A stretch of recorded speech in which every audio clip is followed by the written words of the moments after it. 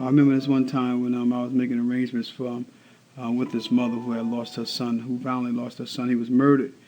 And as we was talking, she couldn't understand why her son was murdered. She was like, "Why my son? Why my son? He wasn't in a gang. He wasn't affiliated with anyone. And he went to school. He was, in her eyes, he was a good child." And she said all these positive things about him. So I conducted the arrangements, and I happened to go back there and to prepare him and to embalm him. And as I removed him from the bag that he came into the funeral home with. And lo and behold, when I looked at his body, of course, he came in, no clothes, he's naked. He came in, when I put him on the table, lo and behold, he had a lot of gang affiliation tattoos on him.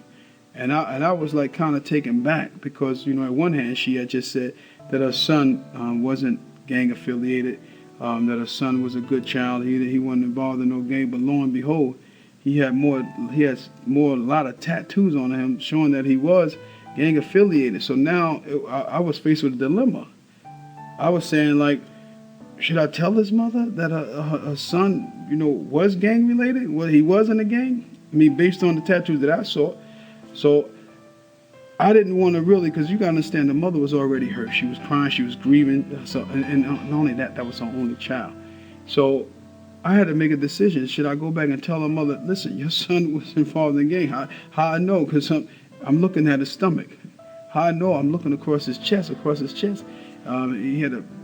a beautiful, tattoo, but it clearly was gang affiliated. And so I decided that I wouldn't tell that mother.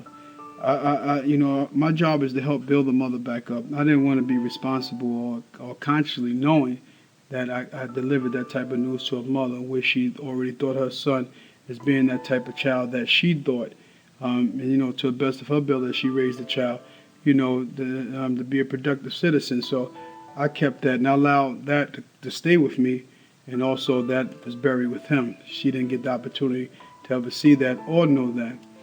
So what I took from that, I really took from that, I took like, wow, this mother really didn't even know her son, really, right?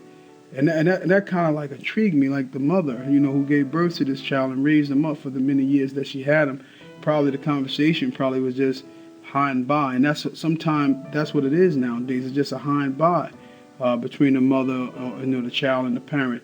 So my thing is like, we need to get to know our children a little bit better. We need to not just have a high and by relationship, high mom, high child, and stuff like that. Because for a child, the mother probably didn't go into the child room, probably wasn't engaged into what he was doing after school, or the people that he hung around. So I was really shocked, and to this day I think about that so much, because I think about how I could just actually still see her faith. I think that as parents, we got to be more interactive with our children. Even if you find your child, say for example, like this mother, she didn't know that. And that was okay. So she thought the best of her child. And even if sometimes we need to start going into our children's rooms and examining things and see what's going on. Even if you find something wrong with the child, don't berate the child. Don't be so quick to judge the child. Try to engage the child.